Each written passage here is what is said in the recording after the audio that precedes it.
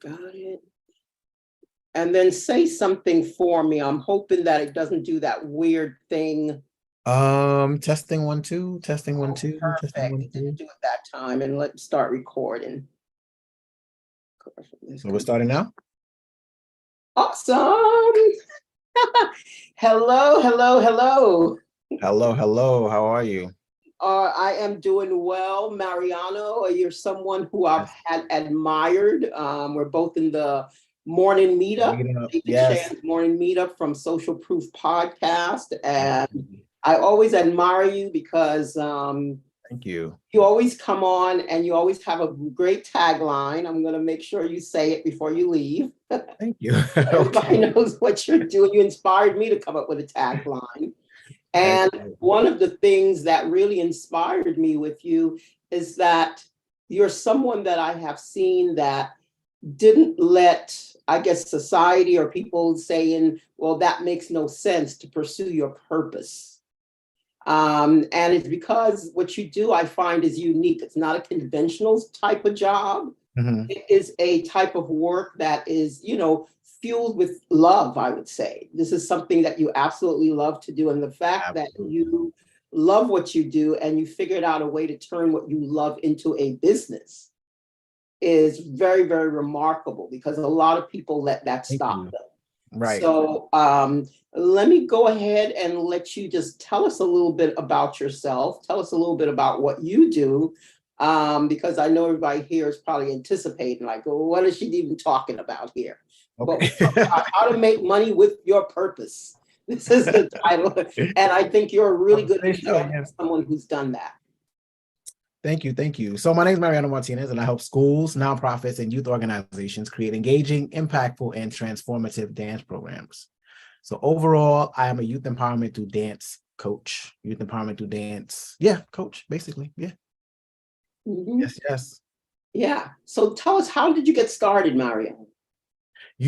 I will say I started dancing very young, very, very, very young. One of my a couple of memories. But one of the memories of me like just continuously dancing is me being at the Himalayas in Coney Island, Astroland Park. And, there was always, I was a street dancer, battling and all that stuff like that. And I started with like breaking, b-boying and things like that. So in that area, there's a strip or a street where, you have the Himalaya, you have the DJ playing the music and the people on the rides. But then in that street, which is cut off to any, traffic and like that, there were dancers, back in the days, just there, listening to the music, dancing, moving, battling, and things like that. So that's how I got started as a dancer, Yeah. How old were you when you got started? I was about 12 or 13. Wow. Yeah. And you got bitten by that dance bug at that age? Yes. You knew that's what you wanted to do. I knew that's what I wanted to do. There's another memory that goes back further back. I have to probably been like, maybe like 10 or 11, where there was we went to a family function event, and there were other people invited as well. And there was actually, when we got there with my family, there was a couple outside arguing. Like they were just, a shouting match and all that stuff like that. And it was like, okay, that was intense. But then about 5 minutes later, they walked into the party and they began to dance. And as they're dancing, it's like, you just saw like this flow, this beauty, this just nature, everything, it just engulfed them. And it said to me that if you dance, even for 5 minutes, your problems can go away. Even if it's going to go away for 5 minutes or for that one song. But if you dance, you could just, get rid of your problems, your feelings, things like that. And that's what really like sparked it for me, where it's like, oh, with the skill, with the talent that I have, let me just use it as, dancing. XYZ became a street dancer, battling and all that stuff like that. But that's where it sparked for me as a memory. And then it led to where I am now. Oh, wow. So so you saw it when you were about 10 years old, that dancing was very therapeutic, like it healed the soul on some level. Like they say music is the medicine for the soul, and you saw dancing was like the medicine for the soul and the body. And the body, yep. Yeah, exactly. and it brought people together, because this is one occasion where it's always something that brings people together. Together. So when you decided, like I said, you were street dancing, and how did you switch from street dancing into like turning it into a business, and what was like some obstacles you might have ran into? Because I could imagine going into like, dance is going to be my career. Right. That's the obstacle. And even those conversations. Yeah, and even what that looked like. So one of the biggest obstacles for me, I was in undergrad in college. I went to a show the first year that I was there. I went to a show called the Rising Stars. And the Rising Stars was the arts group or the arts club within the college. Saw this group, they were up there, they were dancing. I was like, oh my God, I need to be a part of this. So the following year, they had a fashion show, a whole talent show every year. So I said, I'm going to be in it the following year. Following year, I got there, signed up, then found out that the choreographer for that group was not there that year.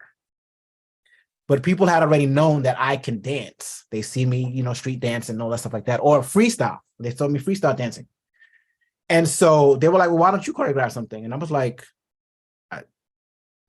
no, I've never choreographed. Like, and so, right. Yeah. Choreography was a whole different thing. Yeah. So, but I said, you know what? I'll take this challenge on. Took the challenge on with a friend of mine. And so I began to start listening to music, and I had to learn to listen to music from a choreographic perspective. It was no longer just sounds. It was no longer just, the primary percussion or the beats. It was, how do I break this into different parts that I could actually create to? Then started learning the 8 count. From there, it was like, oh, there's repetition in the music in certain parts. It just repeats over and over again. So began to break down what the chorus was, what the bridge was, what the verses were, how many choruses there were. And then just started, created a framework from that and was like, okay, I'm not exactly sure what we're going to do for this verse or that verse. So, but I know what we're going to do for the chorus. Okay. And so I put the pieces of the choreography together for the chorus. I counted how many 8 counts is in that chorus. Usually a chorus will carry about 4 8 counts. That's a count of 32, or it'll carry 64. Usually the verse carries 64 counts, but the verse carries a 32 count. And I broke that down. I was like, okay, this is what we're going to do for those 32 counts. The verses, what we did, I said, okay, why don't we have some fashion or modeling going through on the verses? We come back in for the chorus. And then from there, it's like, okay, I developed the framework. Took that framework, and it has been working for me ever since. I now know that, I can do a whole song straight through. And I can also break up, like when I'm working with the schools or teaching my consultants how to do the work that I do, I let them know, okay, listen to the verse. The verse can be either a freestyle with the youth, it can be a duet, it can be a trio, it can be the whole group, however you want to break it up. Keep the chorus the same, because no matter what, usually music ends with the chorus. So you'll always have everybody back in for the finale of that piece. Nice. Okay. Yeah, and then you can just break up the, the music however you want. So no matter what happens, you still have a full piece, even just starting with the chorus. You'll have a full piece. Okay, so let me get this straight. You're in college. The choreographer is not coming that semester. You're called to choreograph. And then what happened after that? Because what were you in college for? What was your major? My major was actually psychology. Ah. Yeah. Okay. I have a degree in psychology. I have a bachelor's in psychology. All right. Yeah. So how did you take the leap from psychology to dance? Good question. So again, learning how to choreograph in undergrad, learning all the techniques. A cousin of mine asked me to help her with her Sweet 16. So Okay. these things you see here is like, and if those who don't know what a Sweet 16 or quinceañera is, it's like a big wedding, right? For a 14 or 15-year-old girl without her having to say, I do. Mm. That's basically what it is, Mm-hmm. right? So the same way you see here, you have a court, right? Oop, that way, right here. You have a court, right? This will be, in a wedding, it would be the brides and the grooms. I mean, the groomsmen and the bridesmaids. Mm-hmm. But, the same thing here, right? Those on the sides would be the bridesmaids and the groomsmen. Those in the middle, that would be, the bride and the groom, Right. right? So what I do is, and what I did for my cousin was, I came in and I taught the group, her court, how they were going to enter, what the choreography was going to be, what the steps were going to be, how they were going to exit, everything, the whole entire presentation. Mm-hmm. There, I realized I was doing two things. One was what I naturally love to do is dancing. Right. Two, I was doing youth work. Mm-hmm. So this is how I've been able to take my psychology and still implement it in what I love to do, which is dancing. So I haven't forgotten the psychology part. It's still in there. And everything that I do it's implemented into it. It's implemented into curriculum. It's implemented into what I do also with the quinceañeras and Sweet 16, because I frame it as a curriculum as well. And so it's not just about the 5, 6, 7, 8. It's about time management, punctuality. How do you work with a team? How do you continue staying on task even if you don't get along with somebody on the team? Mm. Wow. What is the final picture going to look like? Yes. How do we now get the mindset and envision yourself in this final production, and knowing that if one of your favorite artists, Usher, Beyonce, Shakira, Selena, was to do this piece, what would they look like? Mm-hmm. That's who you are right now, Mm. because there's no difference between them and you. Wow. And that's really interesting that you took that. But from what you're telling me, what I'm seeing is that you've been on this path. Yeah. And opportunities have been put in front of you. Yes. To follow through with your purpose and your path. Yes. And what made you follow it? What made you not doubt yourself? Because what I see with a lot of people that I've run into is that when they have, they heart desire, like deep down inside, they know that this is what they are called to do. This is what they love. Mm-hmm. And opportunities, like you said, get placed in front of them, but they bypass it. What made you go ahead for it and not waver off of that path with it? What essence did you have? That's what I'm trying to get. Yes. You get the question I'm trying to say. Like there's something within you that made me say, you know what, I'm going to go ahead with this, even though, like you said, it's not a conventional career, right? As far as society says, right? As far as society says, yes. I had to follow me. I had to follow me, and I had to follow what I love. Mm-hmm. And I was able and fortunate enough to pull the different pieces together and create my own. Mm-hmm. Right? So you have it where it's some people go the route of, let's say, accounting, and an accounting structure is this, and this is how you have to learn, and this is how you have to do it, and I'm like, what if I took a piece of accounting and I took a piece of psychology, and I took a piece of what I already love to do, dance, and and I started putting this whole smorgasbord basically together and created my own. Mm-hmm. Yeah. And so that was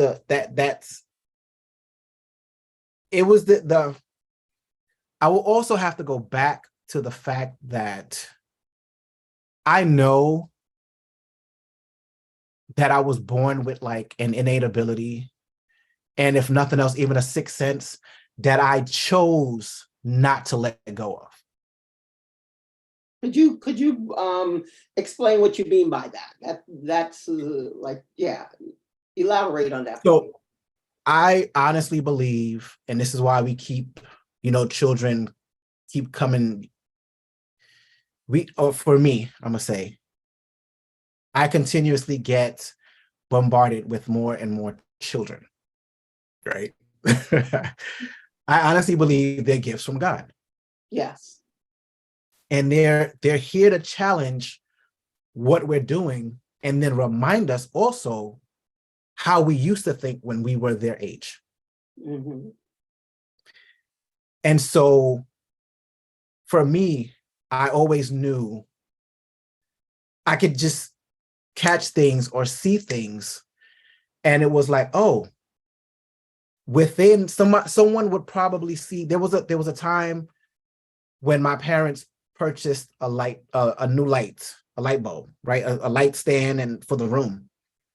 And I don't know if you remember back in the days, it was the lamp, the prongs, the lampshade, and then you just screw it on.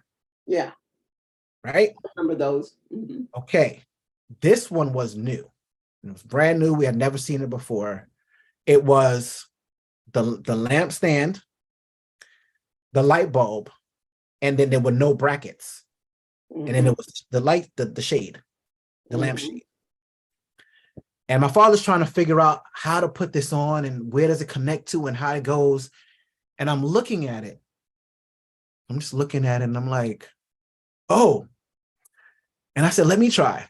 He's like, no, leave it. I'm trying to figure this out, this and that. And I'm like, but I think, he's like, no. And even my mother's trying this and that. And I saw that the lampshade had two clamps that were like this. Mm-hmm. And it was round, right? Mm-hmm. So I figured, I said, let me get it. And I honestly, I just was like, let me try it. I kind of grabbed it out of his hand and I pulled those pieces apart, clipped it onto the light bulb. And I was like, that's how it goes. And I was like 6 years old and I walked out of the room because I was like, why aren't y'all listening to me? Why aren't y'all listening to me? Kind of thing. And so this is why I'm so empathetic with children, because they're coming to us with information. Why aren't we listening to them? Mm. So for me, it was like, I knew not to let go of that intuition and not to let go of that purpose. And so I use that still to this day.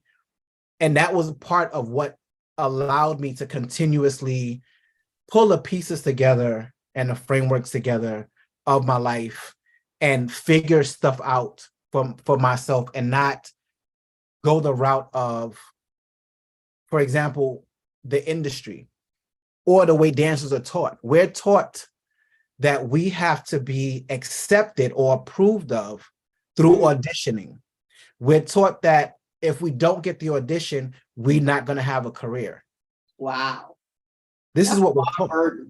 Yeah, this is what we're taught. And I'm always on the opposing side. And I tell dancers and artists this all the time. You are the bag. You are the brand.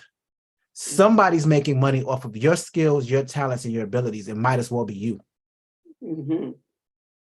So tell us how, before I'm going to ask you the question about the bag and the brand for dancers and what you have put together to help other dancers, because I feel that you mentioned before that you do a program for dancers to teach them the business of dance. But before we get to that, I have to back up to this point where you talk about being able to follow your intuition and know your purpose and not waver from it. Mm-hmm. And it brings me to the discussion that everyone is up in arms about AI. Mm-hmm. And I'm looking at it and I say, well, if you're following your purpose, you will always, like you said, be the bag. How could AI take over your purpose? AI can take over your job. Right. But it cannot take over your purpose. Your purpose. It can never take over your purpose. It can never take over your purpose. And I honestly believe that if we use AI properly, it'll free everyone to be able to go back to their purpose. Because you no longer would have to sit and do certain tasks. You could just have your assistant, your AI assistant, be like, okay, I need you to create this. And I'm over here drawing, or I'm over here dancing, I'm this and that, and these two things are done. A lot of people are creatives. Well, we all creatives. We're all creators and made in the image of the highest creator, Right. We're sent here to do. But because of the way society and the indoctrination has twisted us, it's made us believe that we're supposed to move away from our purpose and only make money or have a job and, a sustainable income by doing XYZ, things that we don't love. And it made complaining about it normal and natural. Yeah, because I rarely meet dancers that complain. Too many endorphins, huh? Right. Yeah. Much of that feel good hormone. Yeah. It's a feel good. We love what we do, and then the myth of the starving artist is over because I'm blowing that whole thing out of the box because there's so many different ways for us to make money out here. So many different ways. Well, let me explain. Like when I was a teenager, I loved to dance. I used to dance. I belonged to a couple of dance troupes. Okay. When I was younger. And what made me leave it, and I realized that was my purpose. I liked dancing, but I was not in love with dancing. I really enjoyed it. But but the whole starving artist thing was like, I'm like, nah, I like to eat. I'm sorry. Right. Let me hang up my dance shoes here. Right. There was really no way, like you said, other than audition and getting in a show. There was really no other way that you could make money. And if you didn't get selected for that show, you had to go do something else. Right. So that was the landscape. So that's why when I heard that you have taken dance and turned it, became this entrepreneur and turned it into a career in this business. And now you're helping other dancers to do that. Like, explain to me what the process is for you when you help other dancers to start to see that. What do you have to go through with them to get their minds aligned? Because like you said, the box of dance is that you audition, you get into a show or not. Right. And then you go to the next audition or the next rehearsal, and that's pretty much the role of the dancer. So like, how do you get them to shift from that, which they've been taught for many, many years, into what you're trying to teach them? Right. Okay. So for me, it always starts off with mindset. That's the biggest thing. And this is the biggest thing in any and everything. We have to what is it called? Reactualize, right? The brain. So, and this is why, even if we notice now, in order for your phone to work up to date, it has to be reinstalled, right? They reinstall new programming, right? Because the old programming won't be able to sustain the old software won't be able to sustain the new program. Correct. So it has to be updated, right? So right now, what has happened is, and I teach dancers this, because of being accustomed to certain things, we've been trained not to see other things. That's a lot. Yeah. Yes. That's a lot. We've been trained not to see other things. So I say that to say this. I don't know if you've ever seen anyone maybe walking down a block and they have garbage in their hand and they let it go as they're walking, even though 5 feet, 6 feet in front of them in the same direction where they're about to walk is a garbage can. But they haven't made the connection that the garbage in their hand goes in that can that's right in front of them. They don't see it. It's simple. It's really that simple. This is how abundance flies past us and everything. And we're trained not to see it. Right? So again, that's the whole mindset part.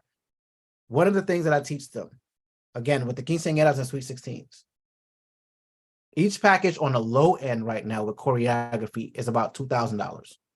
Right? It's a 12 to 16 week commitment, $2,000. And it's only a 2-hour commitment per weekend. 2-hour commitment. So you have a contract that's $2,000. Let's say you do that one from 10 a.m. to 12. Right? You can do another contract from 2 to 4. Right? Sorry, from 12 to 2. So you got 10 to 12, 12 to 2, 2 to 4, right? 4 to 6, 6 to 8. That's 2, 4, 6, 8, $10,000 that you're making from a 12 to 16 week commitment, $10,000. Okay. Why are we out here, you know, as starving artists, quote unquote? And that's just one. You've bought the myth. You've bought into that myth. They bought into the myth, right, of the starving artist. Mm-hmm. They bought into the myth of the starving artist. The next thing you have, and I tell my students all the time, the weekend is not only one day, it's two. Mm-hmm. Right. So if you can make 10,000 on Saturday, you can make another 10,000 on Sunday. That's $20,000 right there. That's 20,000. Why are you starving? Yeah. And that's only 12 to 16 weeks.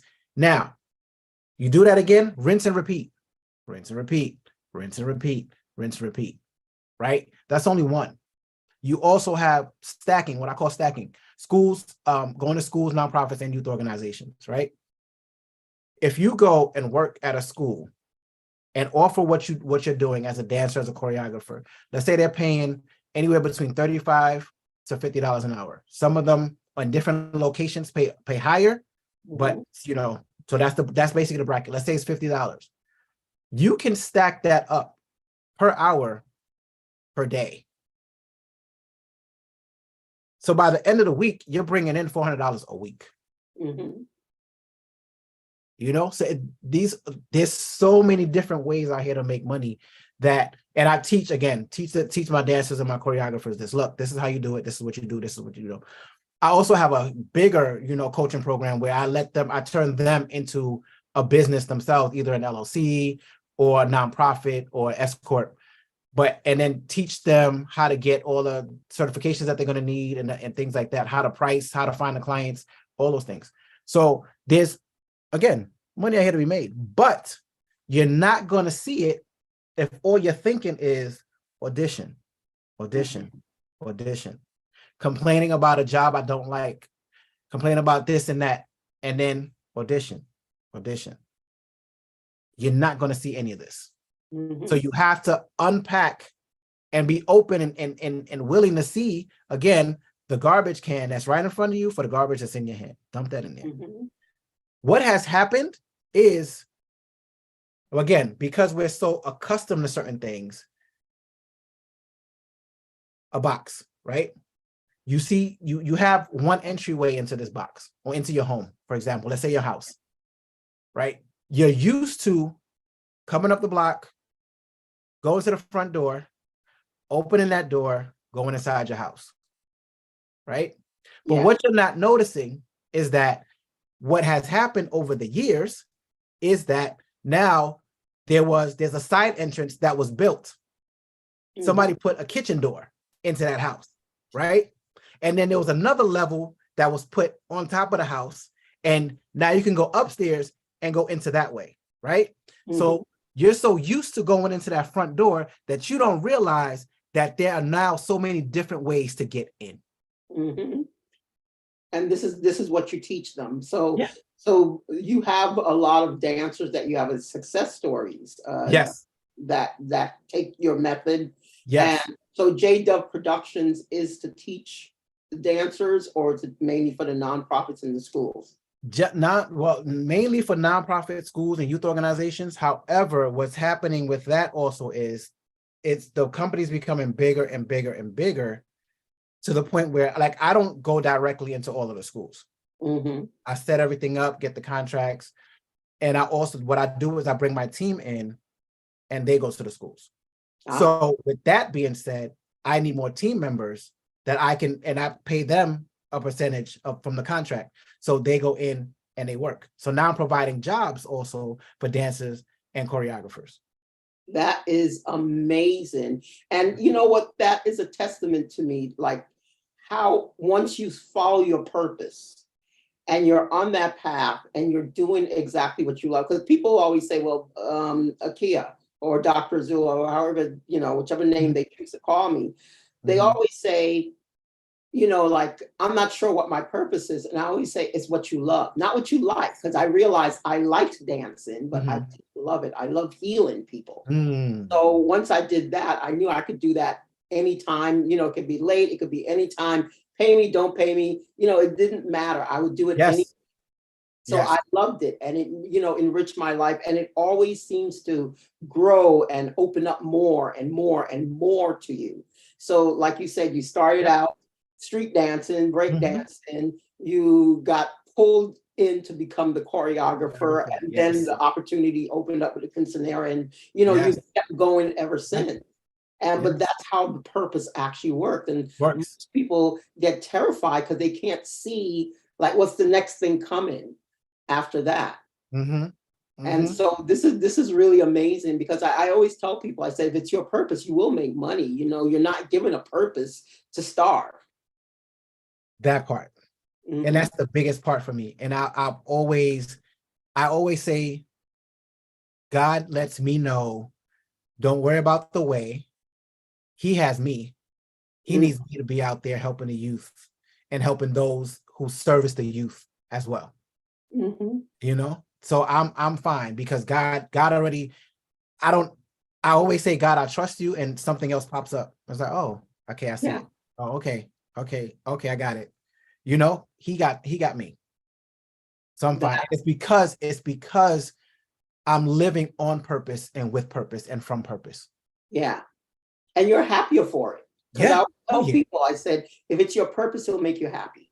Yeah. It just makes you happy. Yeah. People say, like they always say, well, you never complain. You seem so, like joyful and happy. Joyful. Yeah. And I'm like, yeah, if you're on your purpose, that's part of it. Your purpose brings you joy. You don't have to seek joy. Like some people always say to me, like, I have to work to be happy.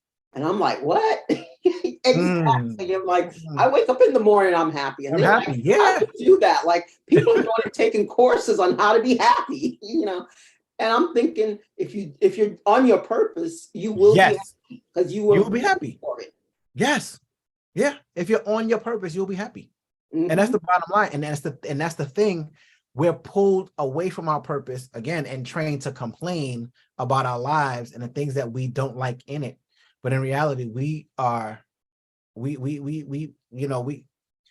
it's our lives, and we are the masters of our fate. Yeah. Our lives. And the fact that you talk about trusting, the whole thing about, I'm given this, I know I'm given this, and I trust. And like you said, anytime I say, God, I trust you, boom, an opportunity shows up to reinforce it. And then you keep going, so you don't have to worry. But I think it's amazing, absolutely amazing, what you say you're doing with the dancers, what you're doing with the youth and the children. And we touched on AI a little bit. And something occurred to me while you were saying that. I said, the fact that you're with children, and they're in that creative space and that imaginative space, that's the space that, AI can't touch that space. Can't touch that. I don't care how well you program it, they can't touch that space. Right. And the fact that you're in that space and you're training them from a very young age to think of that. And even if, like, where do you see yourself going in the future? Like, 5 years from now, 10 years from now, where do you see yourself going with this? So I definitely see JDuff Productions and my programming worldwide, global. I did a test. Yes, I did a test with one of my mentees in Zimbabwe. I taught him the strategies of how to get into the schools. I taught him the strategies of how, choreography and teaching and all that. And he was able to get 2 schools. Nice. In Zimbabwe. Nice. So one of the I don't even have it next to me. One of the logos, I redid the logo in the Zimbabwean colors. And they rocked that out there. So yeah, so it's global. I plan to be global. The youth have to be empowered, and they have to know that they're here on purpose and with purpose. And they have to know, and the other part of it is, even if they don't become dancers or choreographers, they still learn the strategies to show up in this thing called life, in this performance called life. Yeah. That's amazing. And so what I'm hearing is that you plan to take it globally. Are you using like anyone to help support, like as far as funding, putting money in, scaling?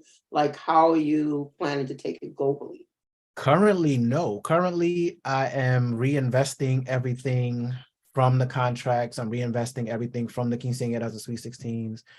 I'm reinvesting, just reinvesting and just using, getting the money from the contracts to expand the company, getting the money from the contracts to be able to go do youth work, even in Honduras. My family's from Honduras, so I go out there a lot and I do youth work with the youth out there. And so that's the way I'm doing it. In the future, if somebody wants to invest or come in or, even partner and grow this company, we can do that. But right now, God is like telling me this is how you're going to do it. This is how I'm going to do it. Whoever else is going to show up is going to show up. And that's it. But I'm not stopping. Okay. All right. That's pretty doable. Because I'm just thinking, like when you, with the image that Dove Productions, J Dove Productions goes global. And every single corner of the globe will have dancers who could go into schools, nonprofit, choreograph, do weddings, do sweet 16s, quinceañeras, whatever, festivals. Aspect, right. And any aspect where the youth involved to empower these youth. So that's the vision. Yes. And then, just looking at how do you scale that vision is interesting because we're both in the same entrepreneurial group, the meetup.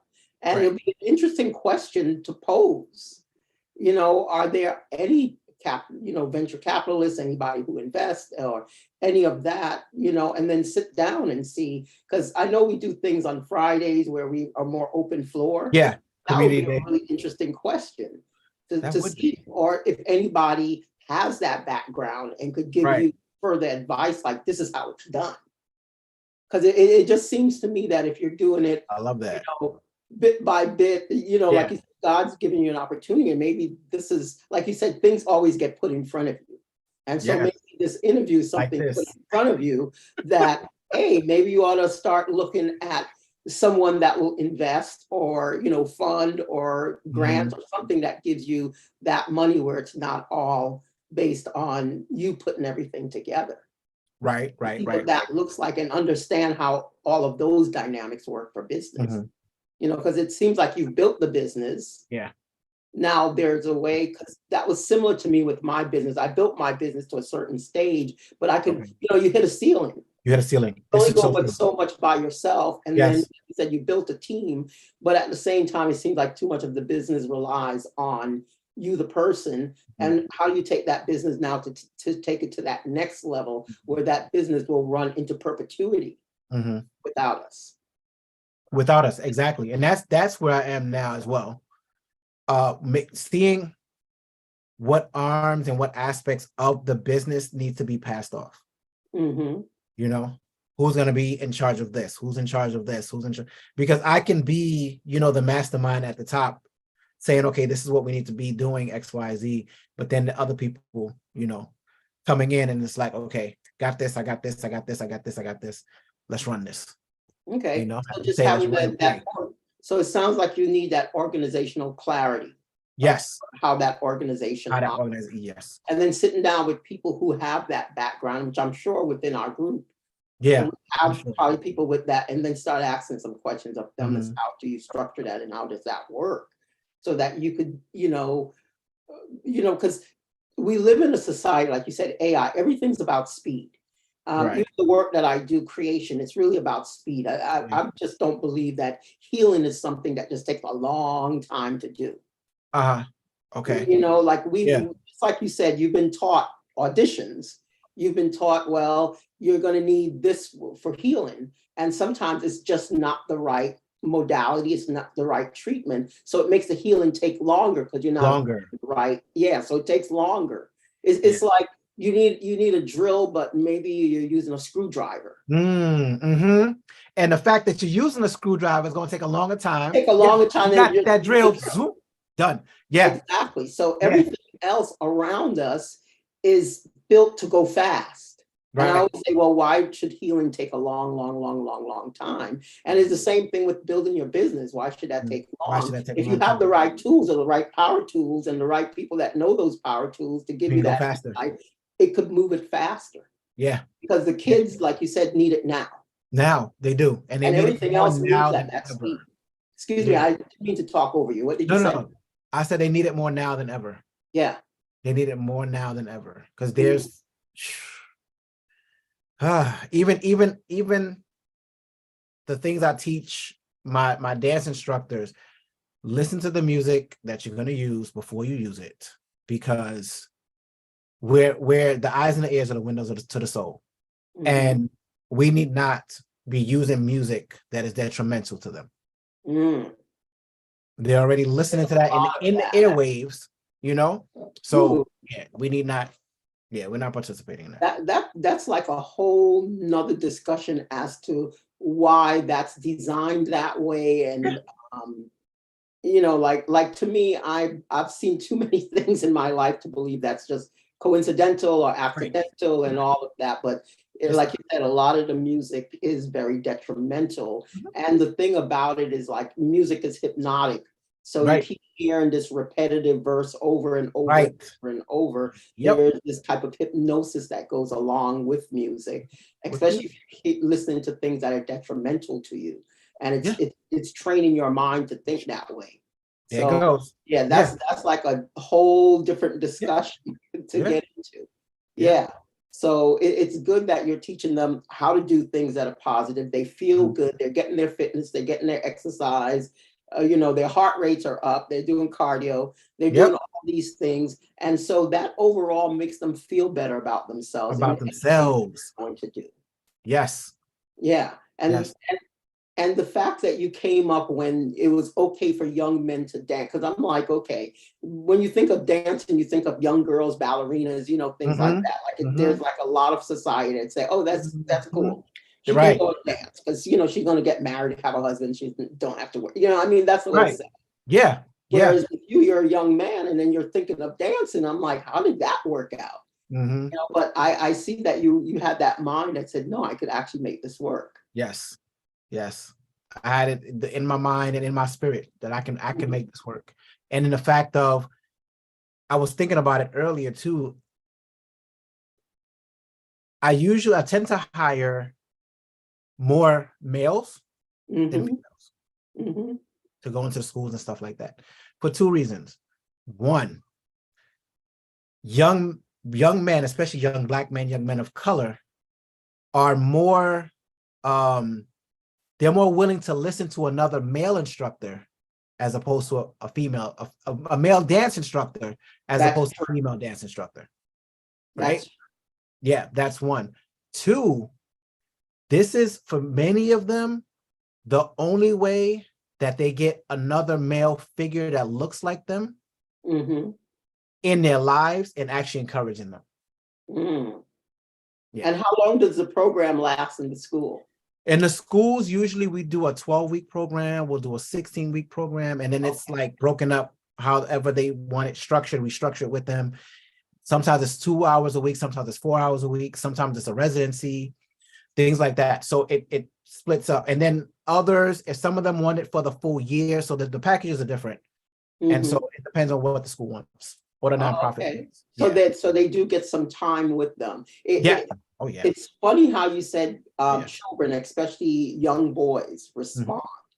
I remember my son was in kindergarten and they were running down the hall, and, you know, like one of the women passed by and told them, stop running. Still running. Another teacher is yelling at them, stop running, walk, stop running, still running. There was a young man, he was like a TA, a teacher's assistant. He was just there to, you know, get his hours volunteering. And he just said, stop running. And they it's like they put on brakes. It's like, they just heard his voice. You know, he was a TA, he wasn't even a teacher. Even a teacher, right. Yeah. So so like you're right about that male presence is really, really crucial, especially with these young boys. So that's amazing what you're doing. You're impacting so many lives. Thank you. With what you're doing, and to bring it worldwide, that's really an amazing vision. And anything that you would need or ask for, you know, to maybe someone listening to this podcast at a later time, I say, you know what? I know something that I could help this young man with or connect him with or something. Anything that you would want to ask for. Wow. It's interesting. You don't know who might be looking at you. Yeah, absolutely. Just connecting me with more schools, connecting, you know, the vision with more schools. Even if someone wants to come in and invest, then that as well. But just connecting us, helping us open more doors to empower more youth. Mhm. However we can get our programming, and it's youth empowerment through dance, hashtag youth empowerment through dance across all levels. You can look that up, you'll find us. Same thing with JDuff Productions, you can look it up and you'll find us. But getting that to go global, basically, that's all I need. Yeah. And like I said, you had an instructor in Zimbabwe, so I'm assuming that you guys do a lot of things online, like you could teach them the program online. He's already dancing there. So how does that work if they're, because you're in New York? Yeah, I'm in New York. So how does that work if you're not, you're non-local people?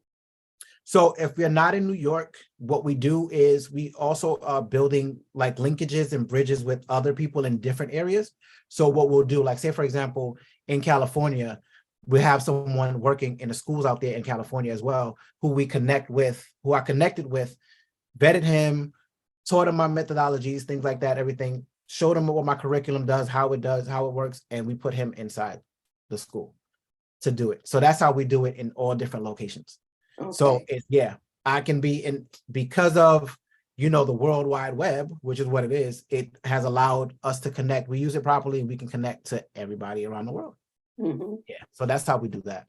Okay, very, very good. So people could get in touch with you, and the best way for them to reach you, Mariano. Yes, you'll go to youth empowerment through dance.com, www.youthempowermentthroughdance.com. Put in your best email, your information, and it's going to give you the case study video, and it'll give you more access to me as well. So that's the way everybody can find me. Yeah. Okay, and what we'll do, you'll send that to me, so I'll make sure I put it in the description box so they can click on that link for you. Absolutely. And this was really inspiring. Thank you. What you're doing with the youth, the way you're teaching them to be positive, trust themselves, and follow their purpose. And your purpose does not mean being broke. Nope. Does not mean starving artists. Nope. Does not mean any of those things. You are the one who's the author of your life. Right. Yeah. You get to say how you want to live your life rather than saying, I'll do this other thing because it's safe or conventional, and I'll do that and just complain about my life. And when I get to a certain point, or I make enough money, that's usually the ideology. I'll make enough money, then I'll do what I want to do. Right. And then no, it doesn't work. Yeah. It does not work. It does not work. That doesn't work. And also on that note, also for dancers and choreographers, go to Money Strategies for Dancers and Choreographers.com. Money Strategies for Dancers and Choreographers.com. There's an ebook in there with all of the different strategies, a bunch of plays, and then also different access to me as well. So if you're looking to make money as a dancer choreographer, Money Strategies for Dancers and Choreographers.com. Also follow the company, JDuff Productions, on Instagram and Facebook. Oh, thank you. Thank you so much, Mariano. Yes, yes. Absolutely. My pleasure. Thank you for having me on. Oh, this was amazing. This is, I am going to be teaching a class called Creation for Money and Purpose. And it's the other end. It's like, because I get in the healing space, I look at people as why they're not healing. A lot of the reasons why, I've been able to break it down to 4 major reasons why people are sick. Okay, it could be physical. So you could have something physically going on with your body. So that could be one way. So your health is one area. But then the other 3 areas are your mind, the connection between the mind and the body, because your mind does affect the body, the way you think, the way you perceive your life, and all of that affects your health. So that could block your healing. The other thing that I found is money. Money, think if you don't have money, if you're broke, how much stress that creates in your system. Exactly. Yes. The level of stress and angst, and then people, like you said, they won't follow their purpose because they don't see a way that they could make any money doing that. So that creates even more distress. Yes. So money is a big issue. And the other thing that I call their business or their work, which I would nickname their purpose. So when people are not doing their purpose, don't have the money they need to survive on or live on comfortably, their mindset and their physical body, all of these impact someone's health. So So I was told, like, by my spirit, because we've mentioned it a lot on this program, being led by your spirit, following what your spirit and your intuition is teaching you. Yes. Mine has said, this is a summer about money. So one of the courses that I am teaching, we're looking at the 22nd. If it's not by the 22nd, it will definitely be the end of this month.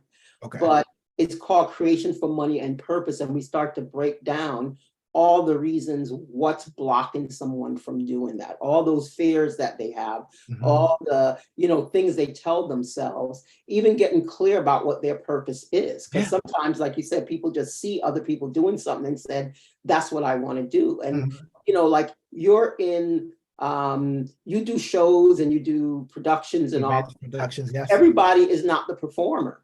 There's lots of different things that need to get done to make that show happen. That show. Thank you. Exactly. Yes. And sorry, I mean, I didn't mean to cut you off, but that is another aspect of it, because I've even trained some of the dancer choreographers to be the curtain person, to be the runner who's going to make sure everybody is ready and in their spots, to be the videographer, to be the photographer, to be the DJ, to mix the music, because you know how this dance goes and you know how music should sound from a dancer's perspective. So now you're the one mixing this music together for us.